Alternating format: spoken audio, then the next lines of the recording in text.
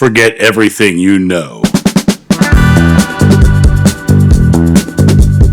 Hey guys, it's John here in my living room, and I wanted to hop on and talk about a concept of spiritual awareness. We live in a world where people tend to draw lines.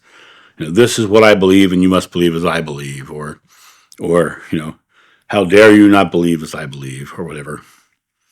And it's interesting because the people who become more and more spiritually aware start to recognize that there's truth in all religions. There's truth in all ideologies. There's also falsehoods in all of them. I tend to look at the world of spirituality as a train terminal. They all come together at one point, but each one of us hops on our individual train, and that track will only show you what that track will show you. You'll only see the vistas that track lays out for you. Every time you ride that track, you're going to see the same vistas. Every time you ride that track, you're going to have the same experiences out your windows. And if you came back to the hub and you hopped on another train, you'd see a different track. You'd see a different vista. It wouldn't be quite the same. It would be a little bit different. Probably still have trees and hills or land anyway, definitely dirt. There'd still be blue skies out the window. There are some universal commonalities for every vista out of the window of the train. But every time you hop on that train, you're given a limited view of the entire world. You're only seeing what that track allows you to see. The spiritually aware, I believe, leave it all behind. They look at it all as part of the oneness of God. And this is just my belief. As I say, I'm only speaking my personal truth. This is what has worked for me, was loving and accepting all people of all religions, ideologies, and faiths, understanding that when they're fearful, that they can release that fear and they can come back to a loving place. And that all I can really do is be responsible for my own beliefs, my own ideologies. But for me, it came down to understanding that if you just took religion off the table, if you took the spiritual dogmas of the old age and the new off the table, it would come down to some very core principles. One, love is important. And if you tie it into spirituality, almost every one of the religions says the divine is love. That's almost a prerequisite for any religion. Another one is that thoughts create. When you pray, believe you shall receive and you shall. Beliefs are thoughts. If you have faith, faith means belief. Beliefs are thoughts. So Buddha says what you think you become, and Krishna says you're thought by thought you forge your destiny. So when you look at it from the perspective of our thoughts being creative, that's one of those universal truths. When you're standing above the train terminal and you're looking down at all the tracks, you find those things in all of it. You find the golden rule, which, treat others like you'd like to be treated. You find those kindnesses, those simple ideas, those simple niceties that make up your world.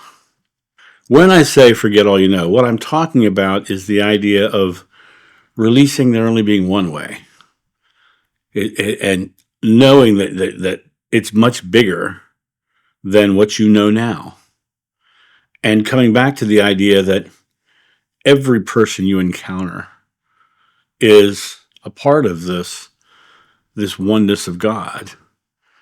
When you look at it from the Abrahamic traditions, in Judaism, they're the chosen people who God chose for the land. And then the Old Testament and Torah is filled with just horrific stories of armies wiping out armies and horrific animals killing 42 children because they made fun of a bald man, and all these horrific stories. Watch life looked back and God turned her into a pillar of salt. What a nasty, horrible God that is, right? Why did he do it? Because she wasn't obedient. Horrible, right? Then you get into Christianity, and it's God is love. God is love. And you must become one with me as I am with the Father. And it comes down to this shifting into that perspective, right? But then with Christianity, they say Jesus is the only way. Everybody else is going to hell. So that kind of loses its value because 70% of the world don't claim to be Christians. So that's a tough track to follow. And you get into Islam, and Islam says the Jews, the Christians, and the Muslims are all going to heaven because they are all praying to the same God.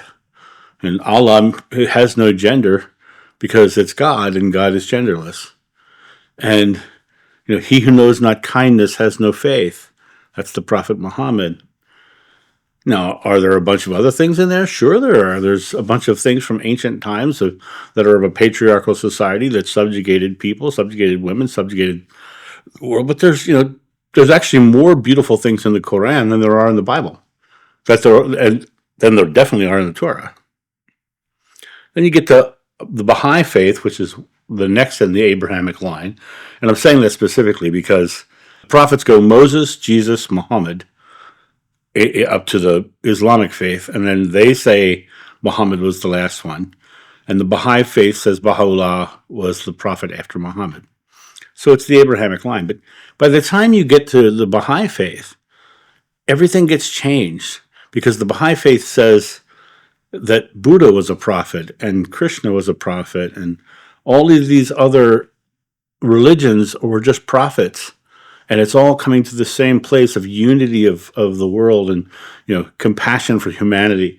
So you see this evolution towards acceptance of all and recognizing that each of the faiths are part of a greater awareness.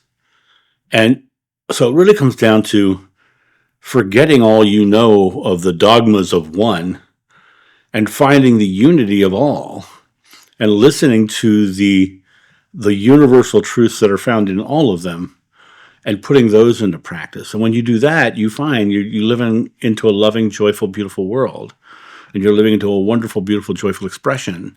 And this world becomes this amazing place of loving creation when you strip away all the rest.